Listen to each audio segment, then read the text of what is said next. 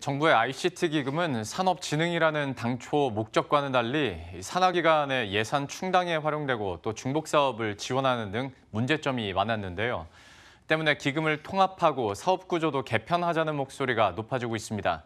이 기금이 어떻게 쓰였는지 그리고 업계 불만 사항과 개선 방안 등에 대해서 취재 기자와 함께 이야기 나눠보도록 하겠습니다. 임영재 기자, 현재 정부 ICT 기금과 관련해서 어떤 목소리가 나오고 또 문제점이나 쟁점들은 어디에 있는지부터 설명을 해주시죠. 네, ICT 기금은 방송통신발전기금과 정보통신진흥기금으로 나뉩니다.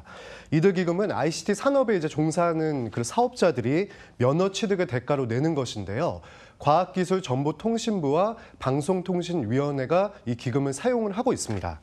돈을 내는 주체는 통신사업자인 이동통신 3사, 그리고 지상파와 종편 등 방송사, 홈쇼핑 업체들이 그 대상입니다.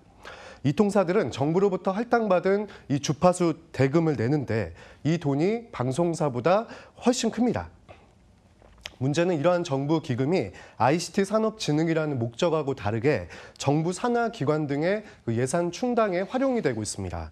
예를 들어서 방통위는 이 방발기금으로 문화부 사업인 아리랑 국제방송 지원 그리고 언론중재 부문에 각각 19%, 6%가량의 기금을 사용한 반면에 불공정 행위 조사 등 사후규제 관련 예산 비중은 1% 정도에 그쳤습니다. 그리고 과기정통부의 경우에도 통신 이용자를 위해서 쓴 예산은 고작 3% 수준에 불과했습니다. 두 기금 모두 용처를 파악하기 어려운 데다 또 유사한 성격의 사업에 중복 사용된 것으로 나타났습니다. 예, 그동안 통신업계에서 불만이 많은 걸로 알고 있는데 구체적으로 좀 어떤 불만의 내용들이 있습니까? 네, 이 통사들은 이 두 기금의 주요 재원이 되는 주파수 할당 대금을 이제 연간 한 1조 원 넘게 돈을 내고 있는데요. 정부가 주파수 경매를 도입한 이후에 통신사들이 대가로 지불한 비용은 누적해서 총 13조 원에 달하고 있고 올해 사들인 5G 주파수 대금만 3조 6천억 원에 달할 정도로 어마어마합니다. 당연히 이제 물건을 파는 쪽은 이제 최대한 싸게 팔았다고 하지만 사는 사람 등은 입장이 다릅니다. 이 경매 대금을 10년 동안 나눠서 이제 납부를 하는 방식인데요. 포집대산 주파수 비용을 아직까지 내고 있고 또 여기에다가 5G 주파수 대금도 합쳐서 내기 때문에 부담이 더욱 크다는 겁니다. 또 무선국이 사용하는 전파 사용료, 이건 역시 별도로 내고 있는데 연간 한 3천억 원 수준에 달하고요. 주파수 할당 대가와 성격이 유사해서 이중 부담 논란이 있습니다. 정부가 수익 악화에 처한 이 통사들을 위해서 이번 경매 때는 비용을 감면해주겠다 이렇게 입장을 밝혔다가 말을 바꿨습니다.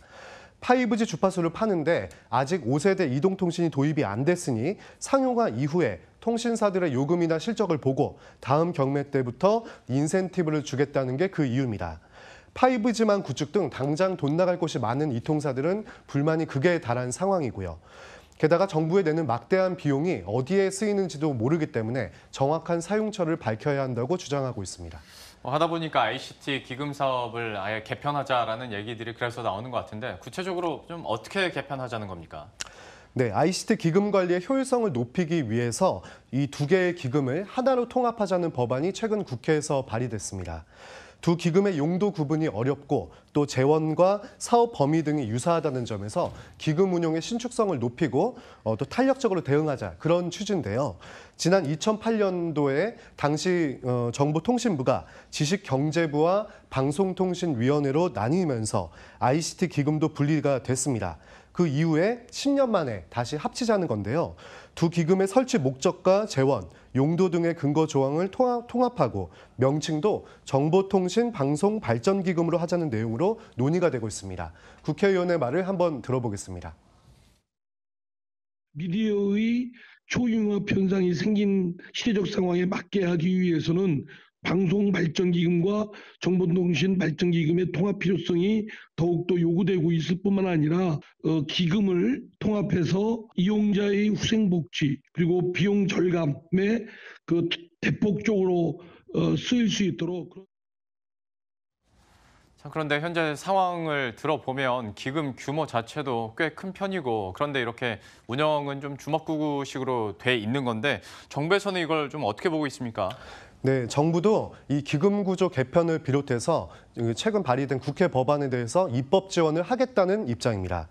먼저 사용처가 여러 가지 카테고리 또 단계별로 나눠져 있는데 이 기금이 두 개로 돼 있다 보니까 유사한 사업도 존재를 하고 또 예산도 중복적으로 쓰였다 이렇게 인정을 했습니다. 따라서 기금을 하나로 통합을 하고 또 용처도 정리하는 방향으로 작업을 현재 진행 중입니다. 또 통신 이용자를 위한 지원 사업도 추가로 이제 넣기로 했는데요. 이를 위해서 내년도 예산안에 관련 예산을 200억 원가량 편성을 해 국회에 제출한 상황입니다. 이 밖에 네이버와 카카오 같은 플랫폼 사업자들도 기금을 분담해야 하는 거 아니냐 이런 지적들이 좀 많이 나오고 있는데요. 이에 대해서는 국회 입법 과정이 필요하며 또 신중한 검토가 있어야 한다. 그러면서 논의된 결과에 따라서 정부도 후속 조치를 취하겠다. 이렇게 입장을 밝혔습니다. 예, 지금까지 이명재 기자와 함께했습니다. 잘 들었습니다.